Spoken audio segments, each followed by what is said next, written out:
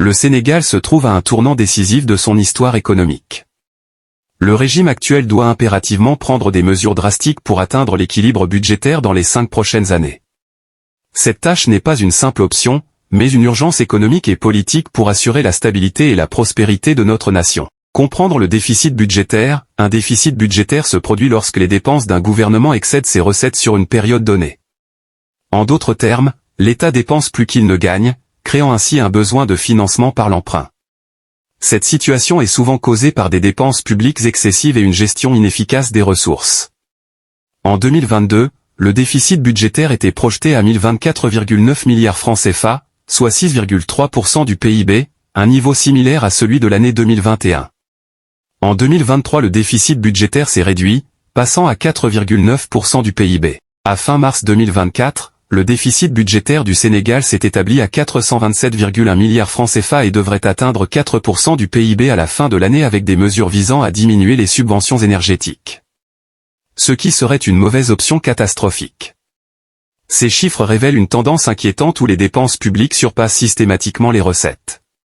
Cela entraîne une accumulation de dettes et des charges d'intérêt toujours plus lourdes, compromettant notre avenir économique. Toutefois, il est important de noter qu'un déficit budgétaire n'est pas nécessairement mauvais s'il est utilisé de manière stratégique.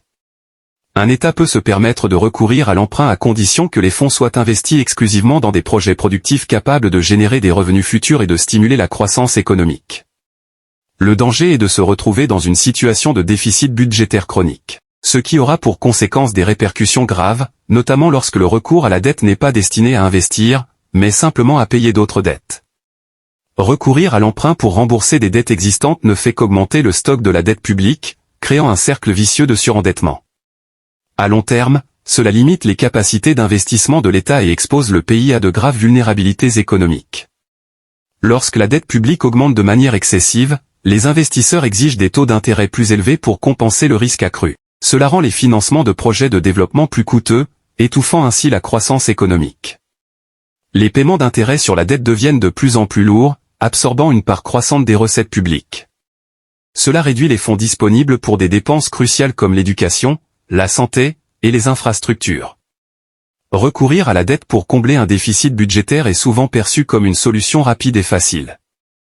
Cependant, cette approche ne fait que repousser le problème à plus tard, sans apporter de véritables solutions. C'est une mesure de facilité qui permet de maintenir les dépenses actuelles sans les ajuster à la réalité des recettes disponibles. Cette méthode est insoutenable à long terme et ne résout pas les problèmes structurels sous-jacents. Vers la souveraineté monétaire. L'atteinte de l'équilibre budgétaire est cruciale pour notre ambition de souveraineté monétaire. Actuellement, le Sénégal utilise le franc CFA, une monnaie contrôlée par la France. Une gestion budgétaire saine renforcera notre crédibilité économique et facilitera cette transition, nous permettant de maîtriser pleinement notre destin monétaire. Le régime actuel doit impérativement réussir à réduire le train de vie de l'État et à atteindre l'équilibre budgétaire dans les 5 prochaines années. Recourir à la dette pour combler les déficits budgétaires est une solution de facilité qui ne fait qu'aggraver les problèmes à long terme. Cependant, utiliser stratégiquement la dette pour financer des investissements productifs peut être bénéfique pour la croissance économique. En adoptant une gestion financière rigoureuse et en mettant en œuvre des réformes audacieuses, nous pouvons inverser la tendance actuelle et bâtir un avenir plus prospère. Il est temps pour le Sénégal de prendre son destin en main, de rompre avec les pratiques de mauvaise gestion et de se diriger vers une souveraineté économique et monétaire totale.